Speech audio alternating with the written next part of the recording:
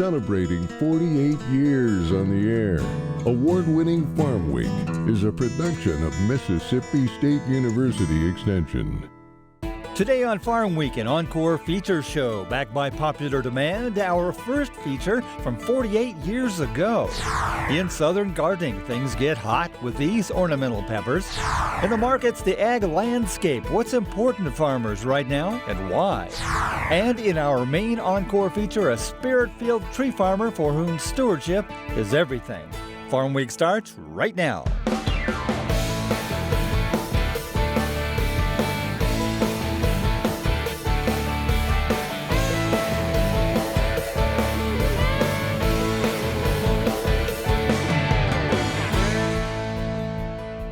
Hello everyone, I'm Zach Ashmore. And I'm Mike Russell. Great to have you with us again here on Farm Week.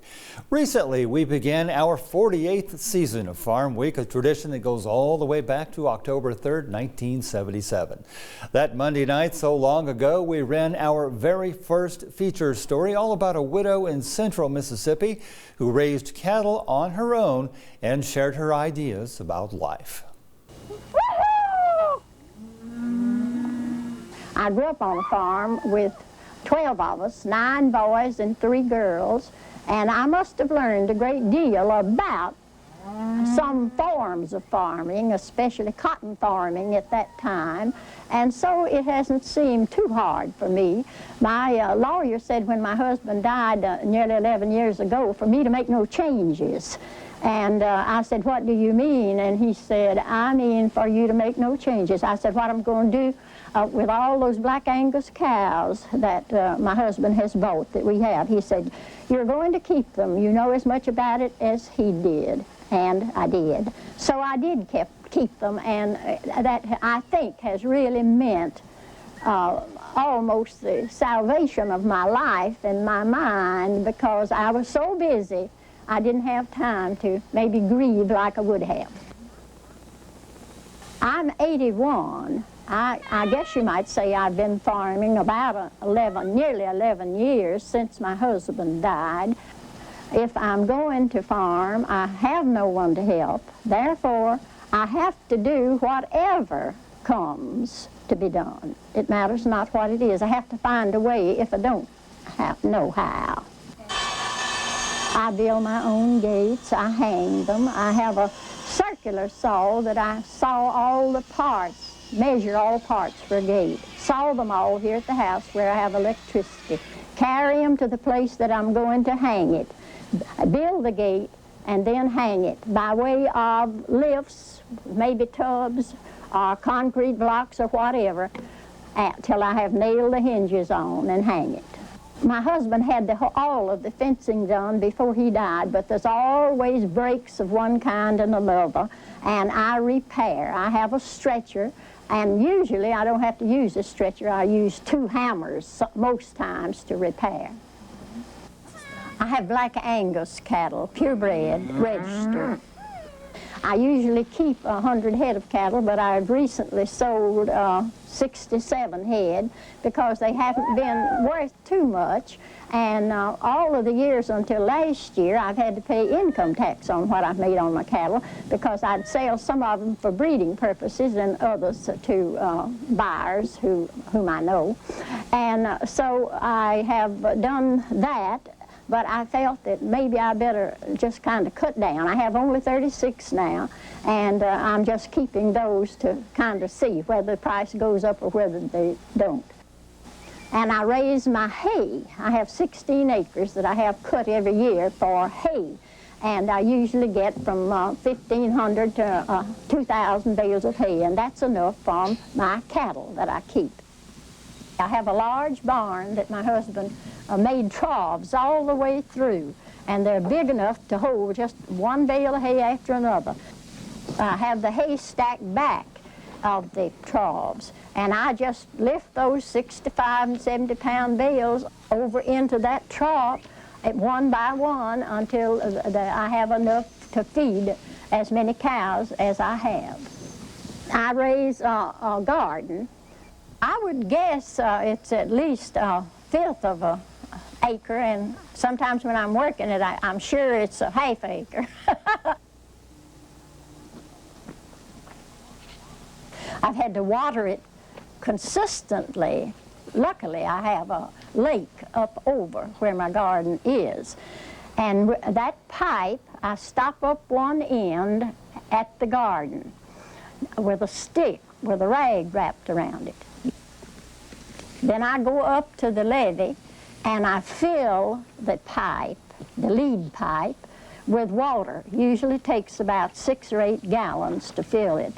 And then I stick a stick with a rag on it in that and keep it very tight until I wade down into the lake and put that under water with a rock on it and then pull out the stick with the rag in it. Then I go back to the garden and pull the stick out there, and I have a great big inch of water coming out, and then I take pipes and put to the lead pipe, just shave them off and stick them in and water the whole garden.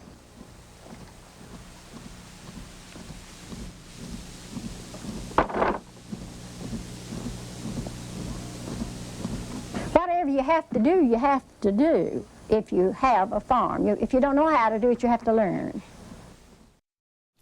This week in our Southern Gardening segment, red hot Philly peppers, the kind that look good in the landscape but are edible if you dare. Here's Eddie Smith with more.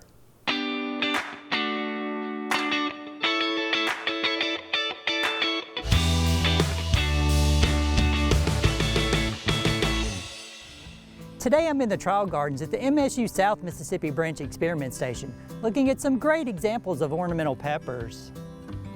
The purple flash pepper plant is absolutely stunning and features dark, almost black foliage, with occasional flashes of bright purple or white on its leaves. These beautiful leaves retain their color throughout the growing season and have a slightly glossy texture. The plant produces small dark purple flowers that develop into tiny jet black fruit, which matures into a fiery red color. Another pepper plant that caught my eye is the versatile Sedona Sun. These plants are typically bushy and compact, growing to a height of around 18 inches and a width of around 12 inches. They produce small, cone-shaped, upright peppers that turn bright yellow when ripe.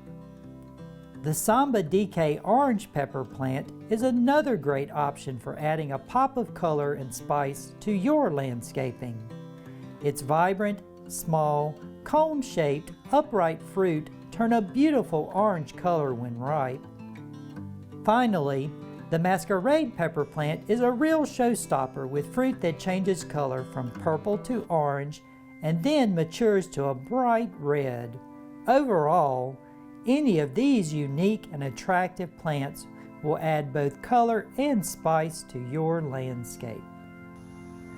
All of these ornamental peppers are edible. However, I should mention they are really hot, so eat them with caution.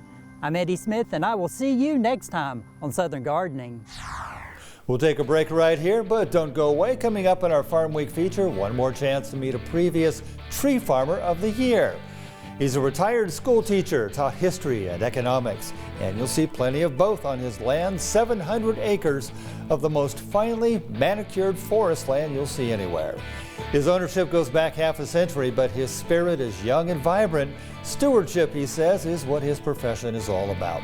The 2022 Tree Farmer of the Year, coming up on Farm Week. Don't go away.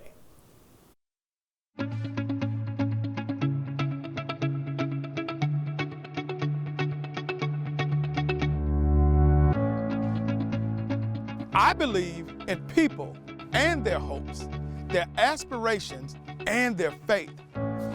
I believe in my own work and in the opportunity I have to make my life useful to humanity. I believe that education is a lifelong process, and the greatest university is the home. That my success as a teacher is proportional to those qualities of mind and spirit that give me welcome entrance to the homes of the families that I serve.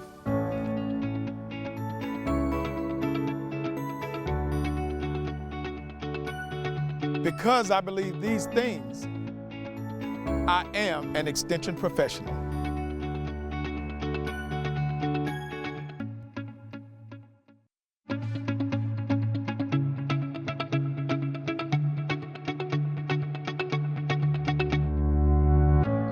believe in people and their hopes, their aspirations and their faith. I believed that education, of which extension work is an essential part, is basic in stimulating individual initiative, self-determination, and leadership. I believe that these are the keys to democracy, and that people, when given facts they understand, will act not only in their self-interest, but also in the interest of society. I believe in intellectual freedom to search for and present the truth without bias and with courteous tolerance towards the views of others. Because I believe these things, I am an extension professional.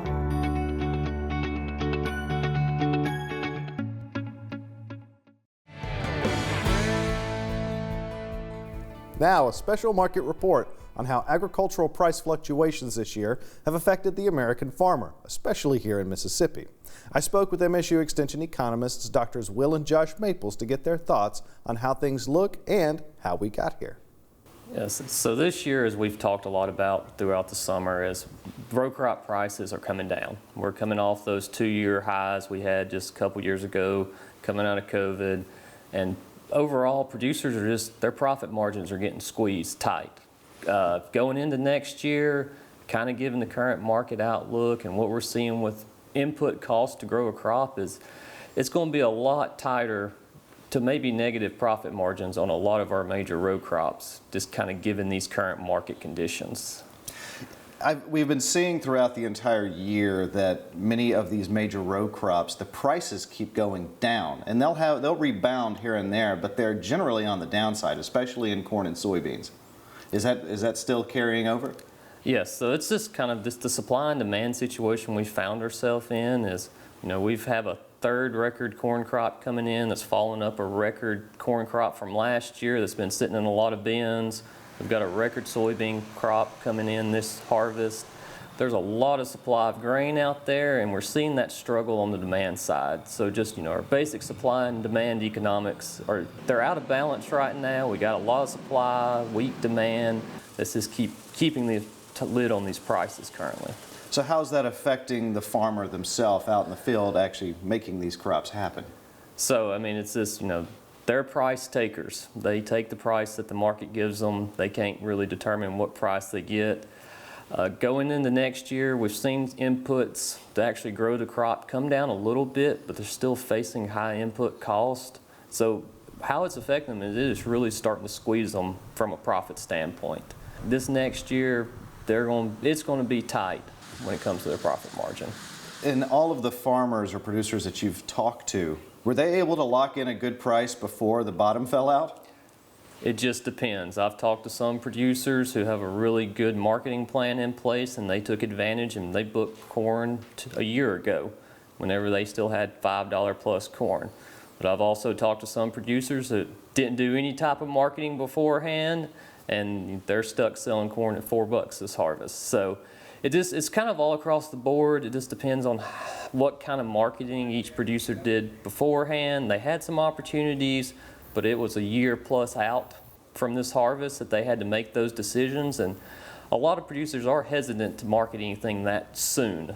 So on the cattle side, you know, the biggest cattle story this entire year has been the slow recovery of the herd since the big cull that happened, what, 2 years ago now? How has the recovery of the herd and cattle prices been affecting the producers so far this year?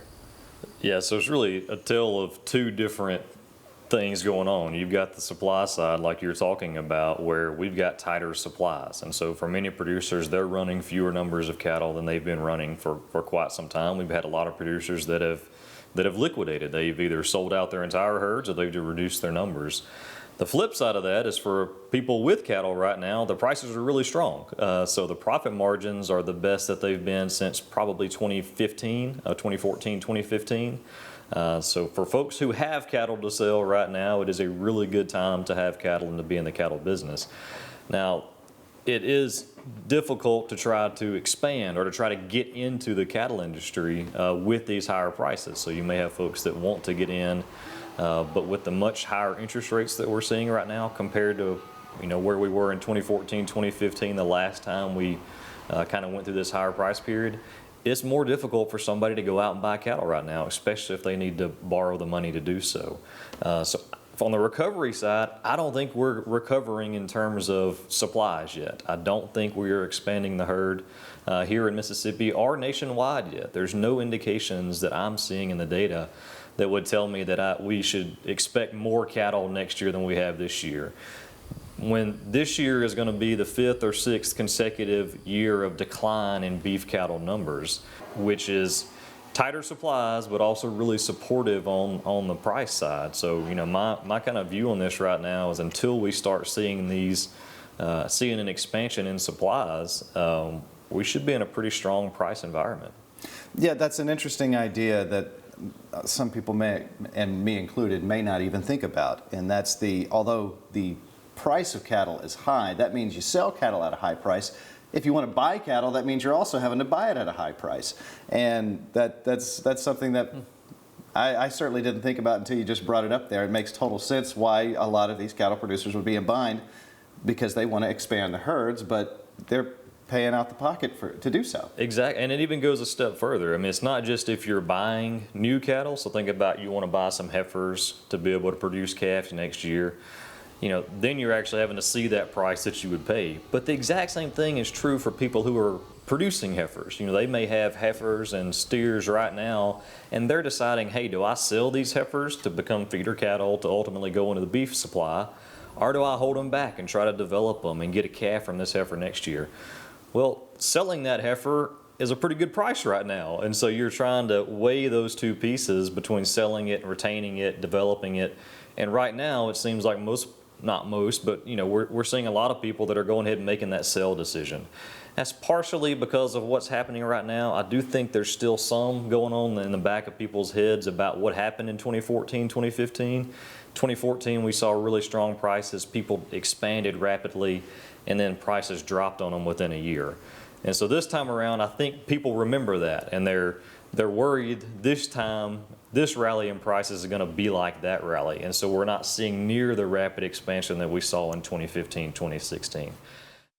So the ag market story this year, row crop prices falling, leaving many producers wondering how they'll make ends meet with increasing input costs, while cattle prices still on the high end, giving opportunity for those looking to sell cattle, but hindering those looking to buy. Next up, at the end of the month, we'll announce this year's Tree Farmer of the Year. But first, a chance to meet a previous winner with a large plot of land in Oktibbeha County, Mississippi. We visited with him not long ago. And it's breathtaking just to be in the middle of it all. Say hello once again to the 2022 winner, Donald Oswald.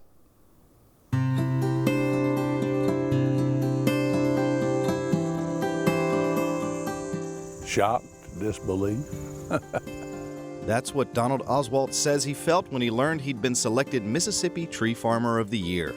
Those who know him aren't surprised at his humility, but for Donald, it was a moment of acknowledgement, a gift of knowing his spirit-filled stewardship was a valued example for others. I guess you'd say the cherry on top of the sundae, 50-something years of work. You know, we like to think we've done a pretty good job, but it's good when somebody else thinks you've done a pretty good job of what we do. So I was indeed surprised and happy. Ed Williams is the vice president of the Oktibbeha County Forestry Association and has known Donald for 30 years. He nominated him for this year's honor. He's a very humble person, but he's also very dedicated to what he does. He's interested, of course, in the forestry production part of it and the management part, but he also has a love of the land, and his motto pretty much through the years has been, I want to leave this land better than I found it. And that's kind of the attitude that has steered him through these years since 1972 to the point that he is now. Donald owns 700 wooded acres in Oktibbeha County, Mississippi, but thanks to a half-century of patience, persistence, and loving care, those 700 acres are among the most finely manicured you'll find anywhere in Mississippi and beyond. The way I look at it, We don't actually own anything. We're just the good Lord's stewards. And I think that a measure of your stewardship is how well you ultimately turn it back to Him one day, and that's the best way I can know to describe it. It's a labor of love. It's something that you definitely have to have patience, because it's trial and error. You do things and it doesn't work out, and you can't give up. You just got to say, well, let's try something different and see what the outcome there will be. And if you stay with it, ultimately, it works out in the end. Donald is not only a tree farmer, but he's a teacher at heart. In fact, in his younger years, he taught high school history, science, and economics. On his land, you'll see examples of all three woven into the landscape with precision, care, and artistry. At 74, he's never been married. He's just too busy loving his work in the woods, and spends most weekends out here in his 1,200-square-foot camp house. Out here, he can keep a watchful eye on the property. He wants to leave this place better than when he found it. As of planting grass, anything from planting trees to keeping roads up, just you name it. He wants to make it a better place for, down the road, future owners, whatever. He just tries to make it a lot better.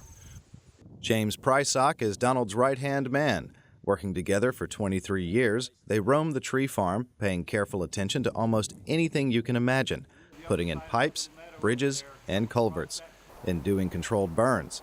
In fact, it's the burns that both of them say has helped preserve the beauty of the land and make it even more suitable for wildlife. James is a certified burn manager. He and Donald plan the patch burning of the property in 40-acre increments. It is good, and a lot of it's for hazard reduction, because this time of year, this is the fall time of the year, folks don't really realize it. We're going through a dry time of the year. Humidity's down, and it's dry. A fire can come through a place, and it can burn a plantation up. The idea there being that we want to, one, clean up the forest floor of a lot of debris to control wildfire, but we also want to control the understory and keep it down kind of at knee-high to waist-high so that game species can better utilize it. But there's much more to the care that Donald gives the land. One example, a tactic the NRCS calls sunlighting. Donald calls it trimming back. It's a way to trimming tree limbs and debris so workers can mow as close to the edge as possible. Ultimately, Donald says, his grass meadows, able to bask in the sun's rays, can grow more vibrantly. It also keeps erosion down, he says, and helps his access road dry out faster after rainstorms. Of course, fire lanes are important on such a large property. Donald has put in lanes every 40 acres to facilitate patch burning, a regular part of his CSP, Conservation Stewardship Program. Once we complete one, we seed it after we put our culverts and what have you in as needed. We seed it, and then we mulch it with, in most cases, Bahia grass hay. So we get a double bang. We get the seed from that hay, and we control erosion until the grass kicks in and covers the ground. Here, an example of selective tree thinning. 20-year-old trees that have been thinned one time due for a second thinning post-COVID. Next to them, 100 acres of 6-year-old trees where a clear cut was performed, followed by replanting. And here, a terraced, mature pollinator field awash in clover. Donald drills and interseeds Durana, crimson, and arrowleaf clover to create what he describes as a lush stand. To keep it lush, he adds more clover to it every year. Ultimately, it sustains the wildlife and pollinators. At the end of the day, as hard as it might be to believe, there's not much on these 700 acres that Donald and his workers haven't touched in one way or another. For them, and especially for Donald, it's a labor of love, a gift he pays forward with every day of his life. And I would like for people to, when I'm gone, to look around and say, he did a pretty good job. But ultimately, it's for the man upstairs to judge that. We're just his stewards. We don't really own this. We're just caretakers, and I certainly hope he thinks I've done a reasonable job.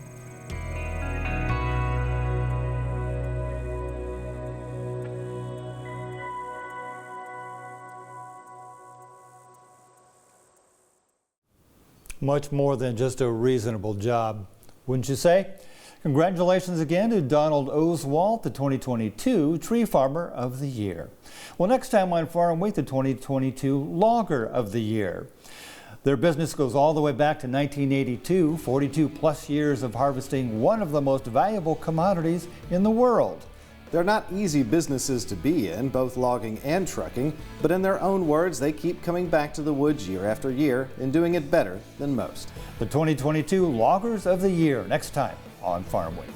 Remember, if you missed a story, look for past episodes of Farm Week on our website at farmweek.tv. And don't forget to follow us on Facebook and YouTube. See you next week. Thanks for watching.